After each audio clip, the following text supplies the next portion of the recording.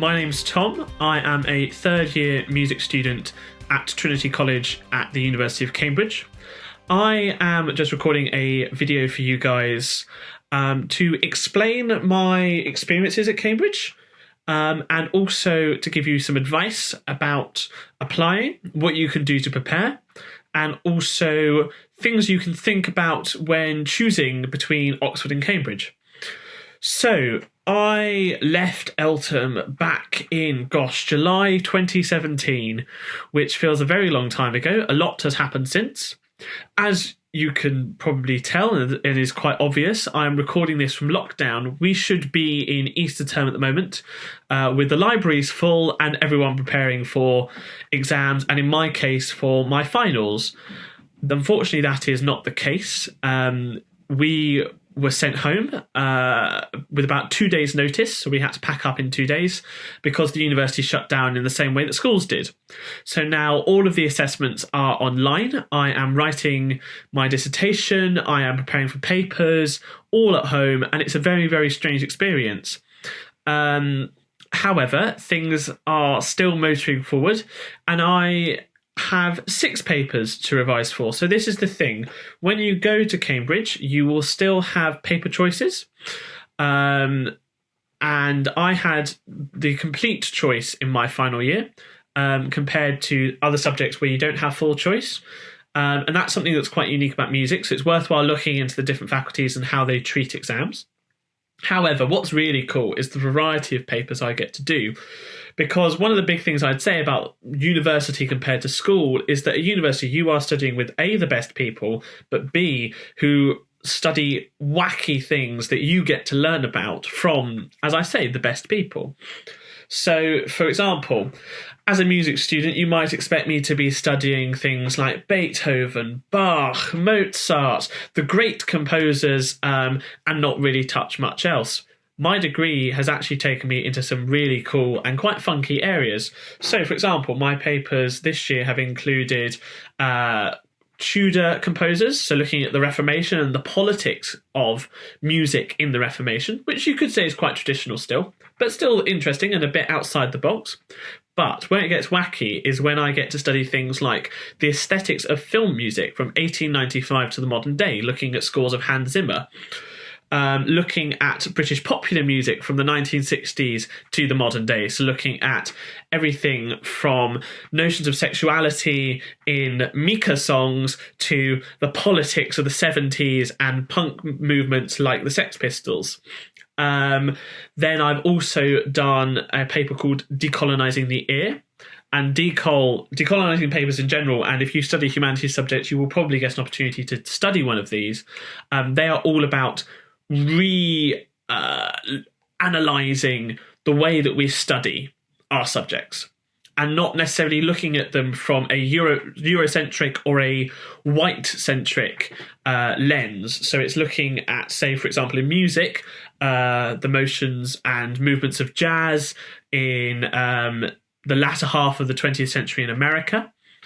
Also looking at the history of music within race connotations. So particularly, say, the slave industry and the British Empire and colonialism and how Indian classical music incorporated itself with Western classical music and vice versa. So those kind of things are the really interesting papers that you get to study, and it's one of the unique things about university. It's also one of the unique things about Cambridge. Cambridge will give you an opportunity to study these kind of things with the best people. Now, that doesn't mean that when you go to your interview or when you join the university, and I hope that many of you do, you need to know everything about these papers, because these people are here to teach you.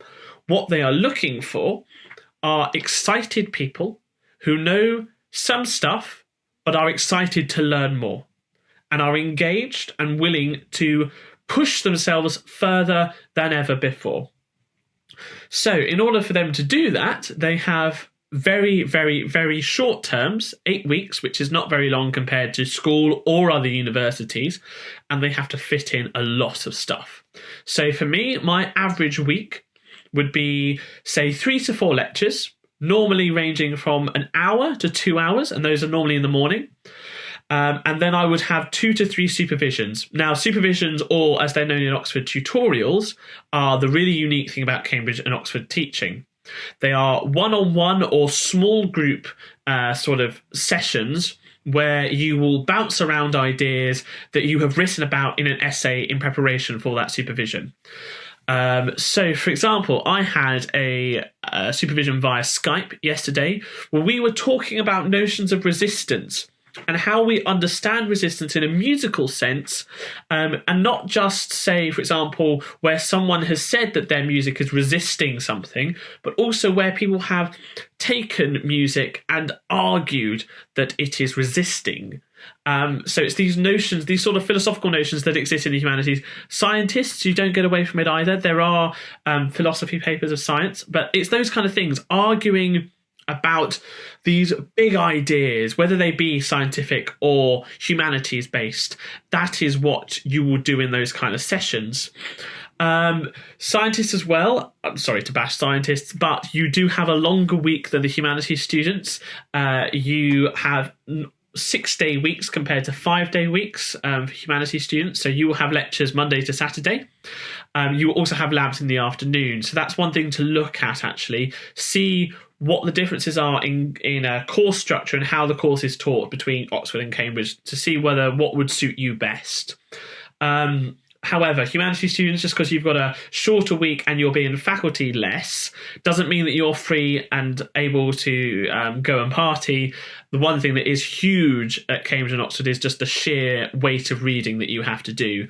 I mean, in 1 week, I might have to read over 1,000 pages worth of material, and that will be on a variety of things. And that is a lot. And you're not just reading it and skimming it, you're reading it and really taking it in. So it is a very unique kind of thinking that you need to prepare yourself for. However, we do have some fun. There are great night venues and things you can do in the evening. So there are lots of pubs which you can go to with your friends. There is a small clubbing nightlife scene. I have been clubbing, as strange as it may seem. It's a bit weird. I would not say it's particularly good clubbing, but people do go, and it is a lot of fun. And often you can get cheaper tickets through your college bar. Also, there are things like bar nights. So in Trinity, which is my college, we have Jazz in the Bar on Sunday that's organised by the College Music Society that I have been involved with. So there's lots of stuff going on within college as well as outside of it. But there are also things like the theatre scene. So there are performances all throughout the year, including some that go to Edinburgh. There are comedy shows, for example, The Footlights. If you pretty much name any major British actor from the last 30 years, they've probably been a Cambridge Footlight. And they have their Late Night Smokers, which are these sort of stand-up comedy shows. There are also more political things. So there's the Cambridge Union Society that have invited eminent figures, including prime ministers, presidents, diplomats, actors. Stephen Fry is very heavily involved in the Cambridge Union. But also, I remember I went to a Brexit debate between Lord Adonis and Jacob Rees-Mogg, and it was a packed house event. They are quite something to go to. So yeah, it's a real strange world, and there is a balance to be struck between the work that you do, which is incredibly intense. I mean, you can't see this, but on my table around me, I'm surrounded by paper from my dissertation, which is currently being edited for the millionth time. But there is also a lot of fun to have, and it's a very unique environment, and you make, honestly, some of the best friends. I mean, for me, my closest friends in Cambridge come from my experience of choir. For the college choirs are great to be involved with if you're a singer. They are different standards, and also they're different levels of commitment. So I'm at Trinity, and we have a fantastic choir. It was 5th in the world back in 2012. There was some gramophone ranking that happened.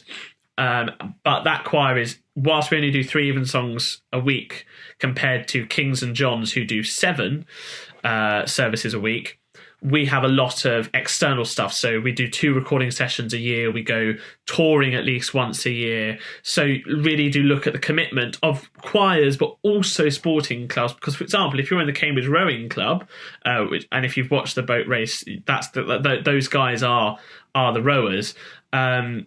Then that commitment there will be quite similarly big. But people cope. You learn to adapt. You learn to survive if you are at Cambridge, between the work that you must do, that you prioritise in order to do well, but also the fun things, because they want balanced people. They don't just want people who are heads in their books 24/7, because that doesn't make rounded people. And Cambridge and Oxford want to make rounded people.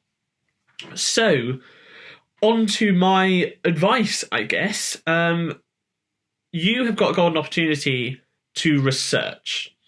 This is the time which you can use to look at the universities. What are the differences for my course, what I'm interested in, between Cambridge and Oxford? Once you've narrowed that down about which university you prefer, go and look at every college. Unfortunately, at the moment, with lockdown being in place, you can't actually physically go and visit. But look online, look at the pictures, see whether the college itself looks attractive to you. They all have very, very different atmospheres. So Trinity is one of the largest in Cambridge, and that means it can feel quite impersonal at times. You can walk through the college and not recognise anyone. Which is strange at times, but you get used to it if that's your kind of vibe. If you want something a bit more intimate and smaller, where you've only got, say, 60 people in your year compared to the 193 in mine, then there are colleges that can do that. And it's all depending on what you prefer. Also, the other thing I'd recommend, look at who the academic staff are at the college.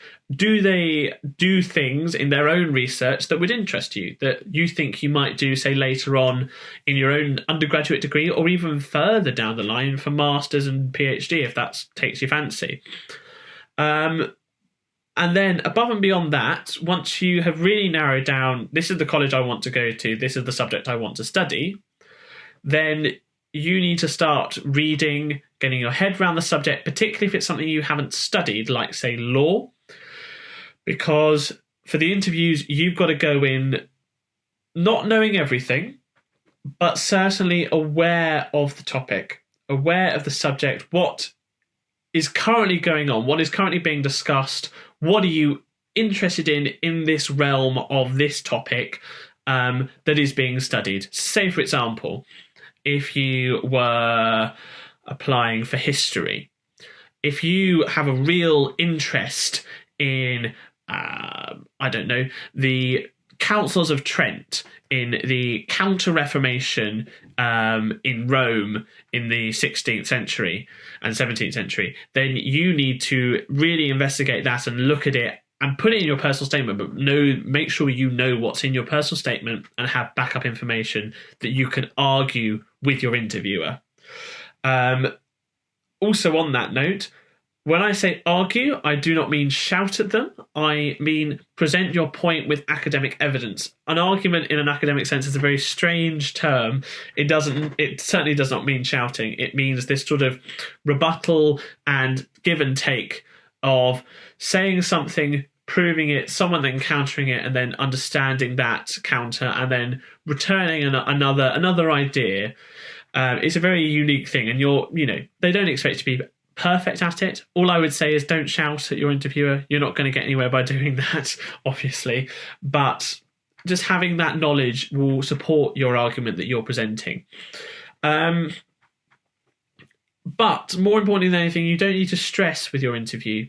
If you've been given an interview, then they know that you are clever enough to be there. That's not what they're testing. They're not testing to see if you're clever, otherwise you wouldn't be at the interview.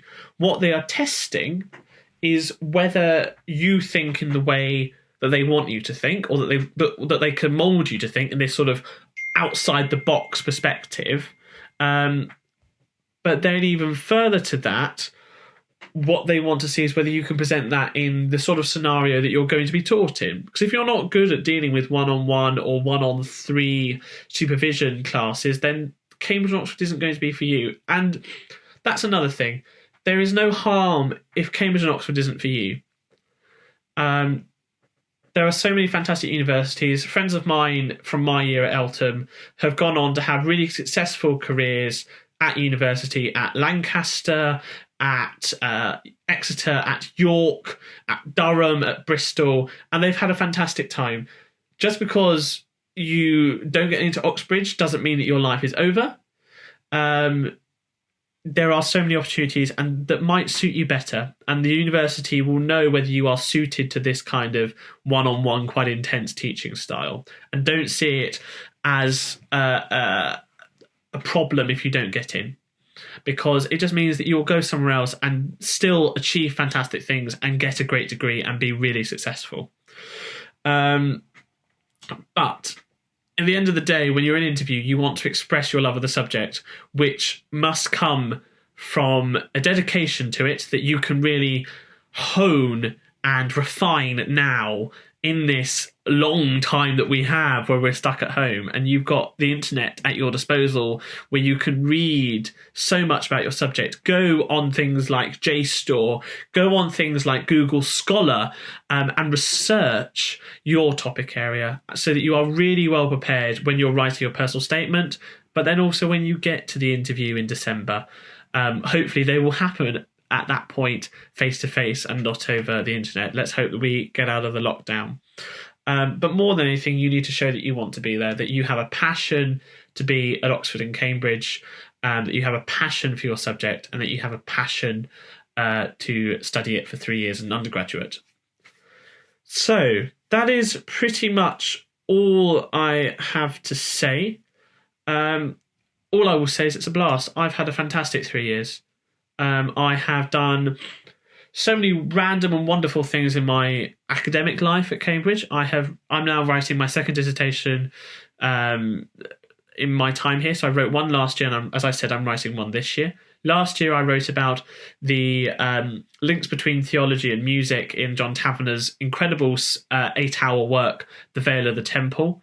And now I'm writing a dissertation on the legal statuses that defined a musician called Egon Velez and what that can tell us about the experiences of musicians during the Second World War, because he was a Jewish refugee who fled continental Europe in 1938, but was then interned by the British government in 1940, which is a policy that not many people know about, particularly in the study of musicology. So that just gives you an idea of what I've been doing academically. But then also I've made fantastic friends. I've got loads of stuff on my CV that I can go forward for applications and things. So I've been on the Music Society. I was vice president. I was alumni officer for the Law Society. I was treasurer for the Theatre Society.